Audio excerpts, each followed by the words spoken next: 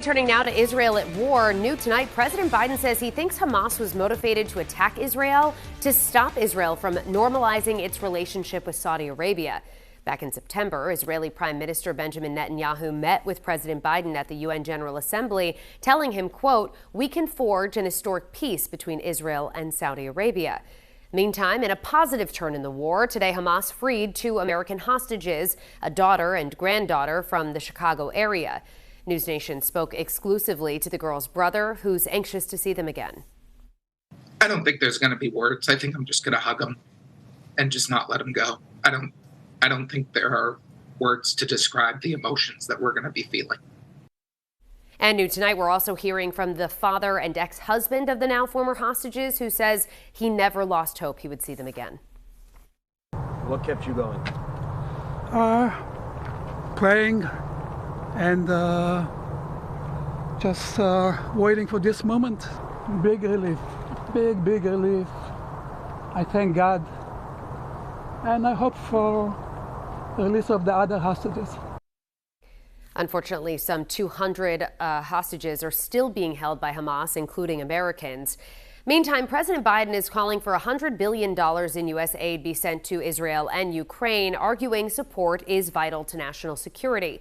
12 News reporter Kayla Fish spoke with our military analyst, who is cautiously watching what's unfolding and concerned we may repeat past mistakes. Kayla? Lieutenant General Reggie Centracchio, who spent his entire military career with the Rhode Island National Guard, says the Vietnam War is still fresh on his mind. And as he watches what's been happening overseas in Israel, he sees some parallels that have him concerned. I pray that we're not going down the same path. Retired Lieutenant General Reggie Centracchio says the way the U.S. is building up support for Israel and its war with Hamas reminds him of what happened in Vietnam. And we said we were going to send advisors into that area, and we did. And the advisors all of a sudden needed more support. And then that support needed more support. And we ended up with thousands of troops that were fighting the war in Vietnam.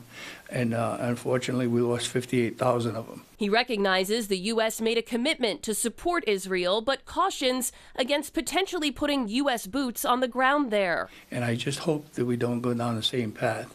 And when we commit ourselves to protecting a particular country, such as Israel, and I hope we continue to do that without using troops. The president has requested Congress to send $100 billion to Israel and Ukraine, but Centracchio is pushing back against that idea, arguing we need to be concerned about our multi-trillion-dollar debt and protecting our security interests here at home. At some point, we're going to have to worry about our own wellness as to whether, in fact, we can defend ourselves. I see no one coming to our aid.